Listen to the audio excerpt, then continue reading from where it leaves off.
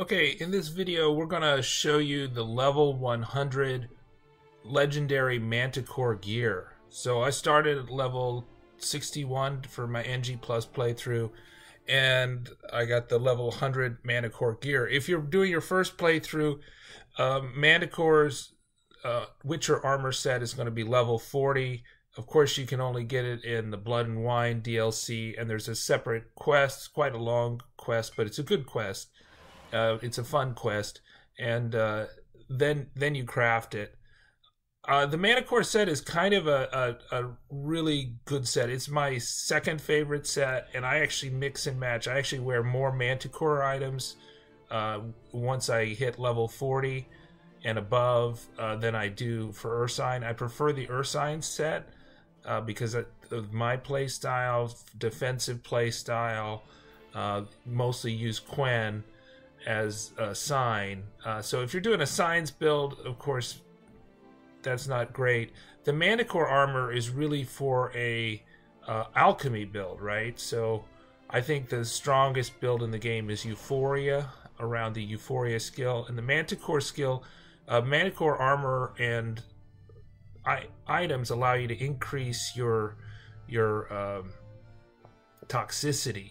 So you can see you get all these plus toxicity. They're also really great against elemental damage, and they have pretty good resistances. So it's like a medium armor. If you have levity, then you can get it to be light armor, that enchantment. But it's a medium armor. I don't like the chest piece. I don't think it gives you very good protections.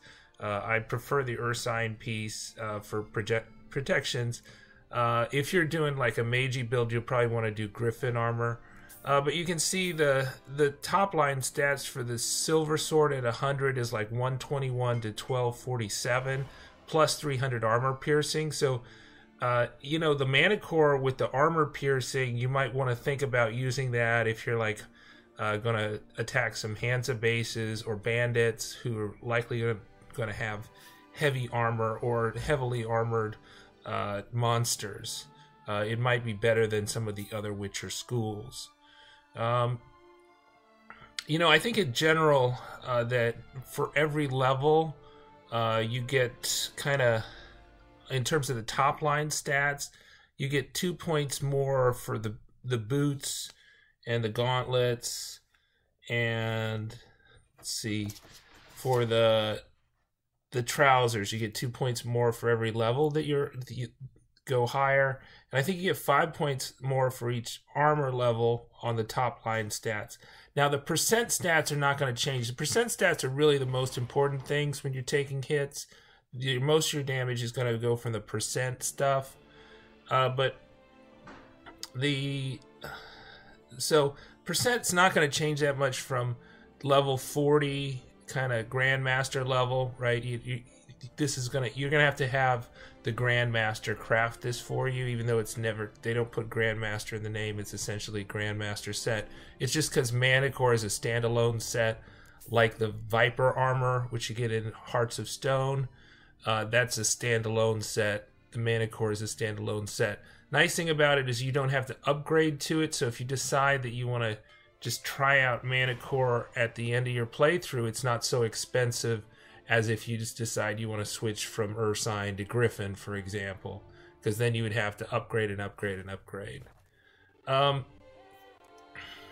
We've got so in terms of the swords, you know, you gain about 8 points per level on the top line stats, and so for the steel sword, and about 10 points per level for the silver sword. So if you kind of get it at a slightly lower level than this, you can subtract out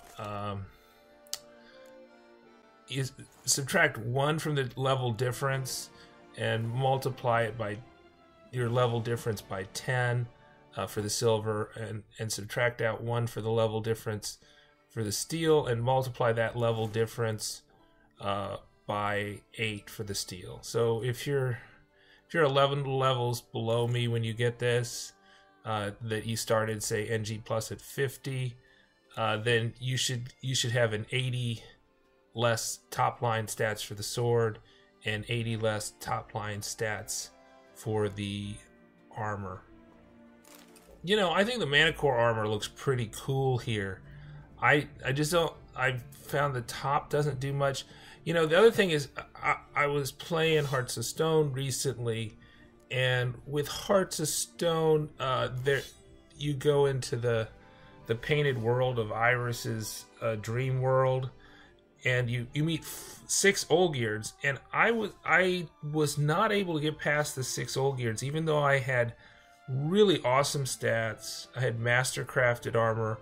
I was using my old Manticore stuff from level 40 because I hadn't had the upgrade yet, and I was getting torn up by those guys, and I was only able to get past them when I put on the sign for greater protection, because they kept on coming up behind me, materializing behind me, and 2 hitting me at once at the very end. You know, if you want maximal protection, you're going to go with the sign. But if you want to get kind of toxicity bonuses, then I think the Manticore is going to be the way to go. And I like the mix and match. If you have like 3 or 2, or maybe like one of the Manticore swords, then you can get the half bonus. Although, you know, critical hit damage for bombs is not so great. The 6, if you could put all 6, that extra alchemy item would come in handy, although of course there's a decoction that will give you that too. But it's really for somebody that is big into the alchemy, that is going to be downing several potions and several decoctions all at once, all the time. So you got the heavy juicing going on. So you can see I got a euphoria build. It's actually boosted my toxicity here from, I think it was 335 to 351 with everything on there. And so if you divide that by 0.75, you can see what my max toxicity is. I actually am taking advantage of a glitch that allows me to put acquired tolerance in twice.